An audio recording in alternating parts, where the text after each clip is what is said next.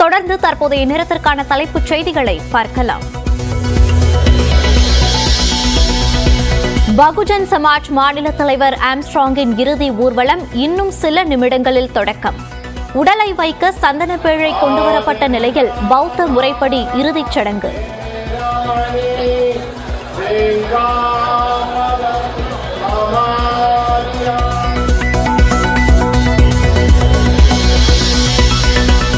Armstrong உடலை திருவள்ளூர் மாவட்டம் பொத்தூரில் அடக்கம் செய்ய உயர்நீதிமன்றம் உத்தரவு. கண்ணியமான முறையில் உடலை அடக்கம் செய்யப்பட வேண்டும் எனவும் அறிவுறுத்தல்.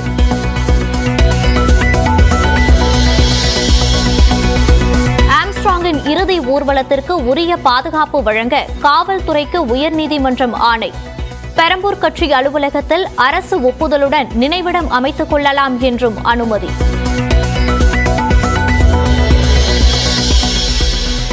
ஆம்ஸ்ட்ராங் உடலுக்கு பகுஜன் சமாஜ் தலைவர் மாயாவதி அஞ்சலி.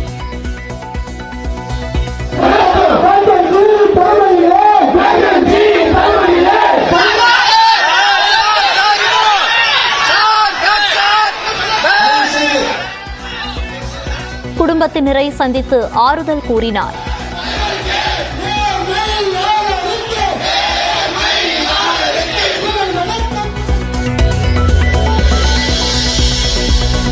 ஆம்ஸ்ட்ராங் மரணம் தொடர்பாக சிபிஐ விசாரணை நடத்த மாயாவதி வலியுறுத்தல். முதலமைச்சர் மு.க. ஸ்டாலின் சட்டம் ஒழுங்கை காக்க வேண்டும் என்றும் கோரிக்கை.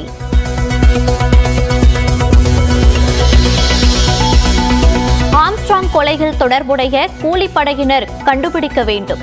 தமிழ்நாடு அரசுக்கு விசிக தலைவர் திருமாவளவன் கோரிக்கை.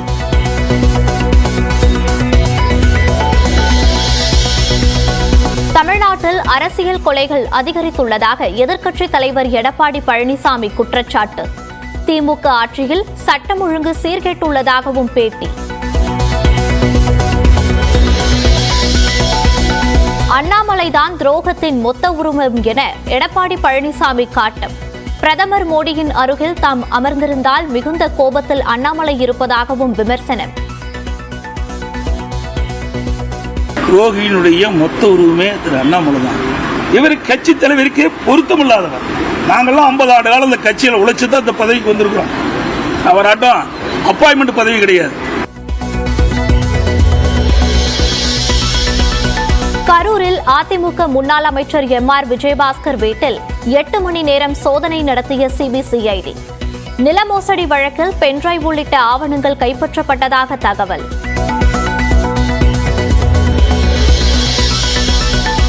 விக்கிரவாண்டியில் நாளையுடன் நிறைவடைகிறது இடைத்தேர்தல் பரப்புரை. மேல்கொந்த கிராமத்தில் திமுக வேட்பாளருக்காக வாக்கு சேகரித்த எம்எல்ஏ நாசர். மதுரை மாவட்டம் உசிலம்பட்டியில் சாலையில் 500 ரூபாய் நோட்டுகளாக சிதறி கிடந்த 3 லட்சம் ரூபாய்.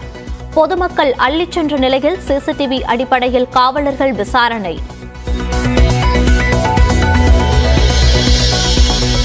விடுமுறை தினத்தையொட்டி திருச்செந்தூர் சுப்பிரமணிய சுவாமி கோயிலில் குவிந்த பக்தர்கள். 4 மணி நேரம் காத்திருந்து தரிசனம்.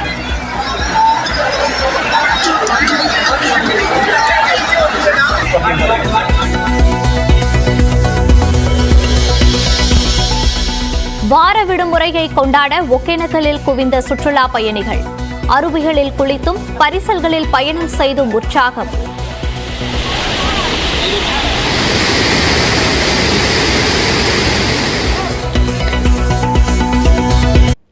பகுஜன் சமாஜ் மாநில தலைவர் ஆம்ஸ்ட்ராங்கின் உடலை திருவள்ளூர் மாவட்டம் பொத்தூரில் நல்லடக்கம் செய்ய சென்னை உயர்நீதிமன்றம் அனுமதி அளித்துள்ளது. சென்னை பெரம்பூரில் வெட்டி கொலை செய்யப்பட்ட ஆம்ஸ்ட்ராங்கின் உடலை அதே பகுதியில் உள்ள கட்சி அலுவலகத்தில் அடக்கம் செய்ய அனுமதி கோரி அவரது மனைவி பொற்கொடி உயர்நீதிமன்றத்தில் வழக்கு தொடர்ந்தார்.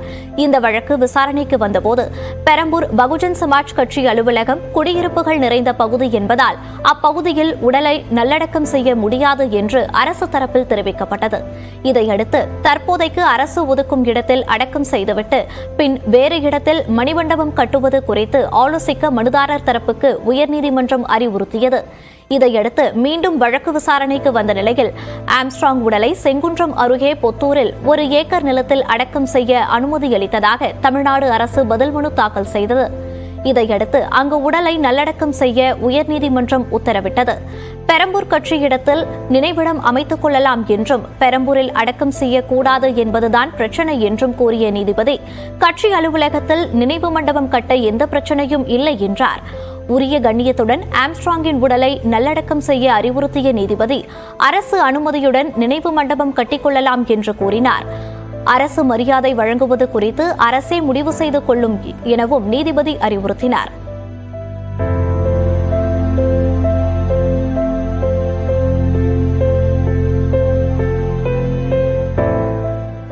இல்லை என்று இப்பொழுதே அதிகாரிகள் ஏன் சொல்ல ஆரம்பித்திருக்கிறார்கள் என்று நான் கேட்கிறேன்.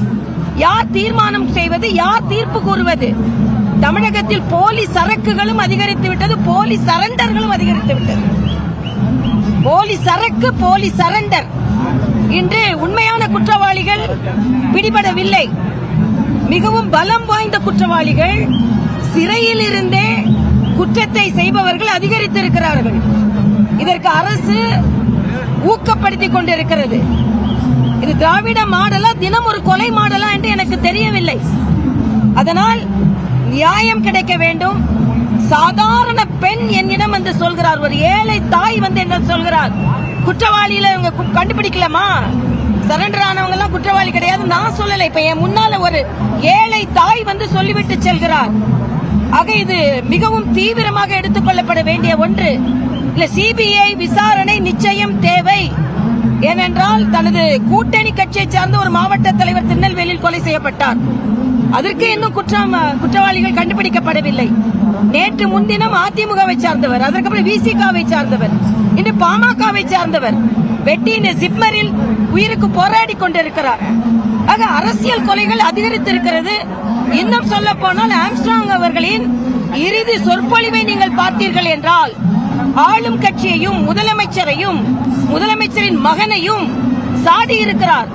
நம்மை அந்த கட்சியில் சேர்க்க வேண்டும் என்று அவர்கள் திட்டமிடுகிறார்கள். நாம் அதில் சேர்க்க மாட்டோம், சேர மாட்டோம் என்று சொல்கிறார்.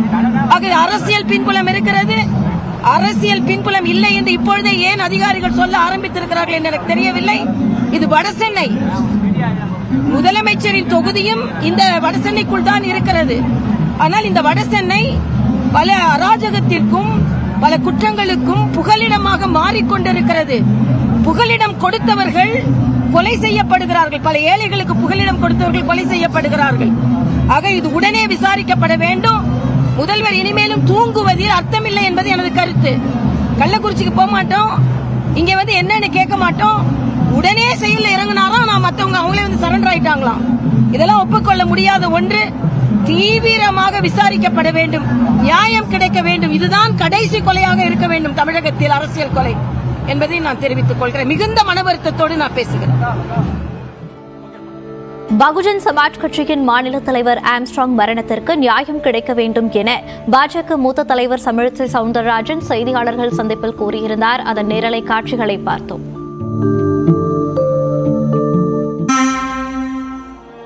பகுஜன் சமாஜ் கட்சியின் மாநில தலைவர் ஆம்ஸ்ட்ராங்கின் இறுதி ஊர்வலம் பெரம்பூரிலிருந்து மாலை 4 மணிக்கு மேல் தொடங்கும் என்று அறிவிக்கப்பட்ட நிலையில் அவரது குடும்பத்தினர், உறவினர்கள், ஆதரவாளர்கள் என நூற்றுக்கணக்கானோர் சோகத்துடன் தங்களது இறுதி அஞ்சலியை செலுத்தி வருகிறார்கள். இத்தொடர்பான கூடுதல் விவரங்களோடு இணைகிறார் சிறப்பு செய்தியாளர் சுபாஷ். சுபாஷ், விவரங்களை பதிவு செய்யலாம். தற்போது இறுதி சடங்குக்கான ஏற்பாடுகள் நடைபெற்று வருகிறது. அதே நேரத்தில் யார் யாரெல்லாம் தற்போது இறுதி அஞ்சலியை செலுத்தியிருக்கிறார்கள்? தெலுங்கானா புதுச்சேரியுடைய முன்னாள் ஆளுநர் தமிழிசை சவுந்தரராஜன் இப்பொழுது இறுதியாக அஞ்சலி செலுத்தக்கூடிய இடத்திற்கு வந்திருக்கிறார். இந்த அஞ்சலி செலுத்துவதற்கான அந்த இறுதி நேரம் வந்துவிட்ட காரணத்தால் காவல்துறை மீண்டும் அணிவகுப்பு செய்வதற்கான ஏற்பாடு செய்திருக்கிறார்கள். கிட்டத்தட்ட ஒரு 200-300க்கும் மேற்பட்ட காவல்துறையினர் இந்த ஊர்வலத்தின் போது அணிவகுத்து செல்வதற்காக திட்டமிடப்பட்டிருக்கிறது. வழிநெடுங்கிலும் எந்த ஒரு பிரச்சனையும் வந்துவிடக்கூடாது என்பதற்காக திட்டமிடப்பட்டிருக்கிறது. அவரை அதாவது அவரது உடலை எடுத்து செல்வதற்கான சந்தன பேழையும் வந்திருக்கிறது. அந்த சந்தன பேழையில் ஒரு முக்கியமான வாசகமும் இடம்பெற்றிருக்கிறதை நம்மால் பார்க்க முடிந்தது பாலா. அந்த வாசகம் என்ன சொல்கிறது என்றால், சமத்துவ தலைவர் சமத்துவ தலைவர் என்று சொல்லப்பட்டு இருக்கிறது. அது மட்டும் இல்லாமல் அவர் எடுத்து சொல்லக்கூடிய இந்த பிளைன் ஒரு வாகனம் மலர் அலங்காரமும் செய்யப்பட்டு இருக்கிறது. அதிகபட்சமாக இன்னும் ஒரு அரை மணி நேரத்திற்குள் அவரது உடலானது இங்கிருந்து எடுத்து செல்லப்படுவதற்கான வாய்ப்பு இருக்கிறது. சுமார் 20-21 கிலோமீட்டர் கடந்து அந்த இடத்திற்கு செல்ல வேண்டும். அந்த இடத்திற்கு திருவள்ளூர் மாவட்டம் என்பதால் அந்த இடத்திற்கு செல்வதற்கு ஏறத்தாழ ஒரு 3 மணி நேரம் ஆகலாம் என்ற கணிக்கப்பட்டிருக்கிறது ஊர்வலமாக செல்லும் பொழுது. அதற்கு முன்பாகவே அந்த நினைவிடம் அமையக்கூடிய இடத்தில் அவர் அடக்கம் செய்யக்கூடிய இடத்திற்கு சென்றுவிட வேண்டும் என்ற திட்டமிடலும் தற்போது இருக்கிறது. அதற்கான ஏற்பாடுகளை காவல்துறையினர் ஒரு பக்கமும் அங்கே இருக்கக்கூடிய அவரது உறவினர்கள் வருவாய்த்துறையுடன் சேர்ந்தும் செய்து வருகிறார்கள்.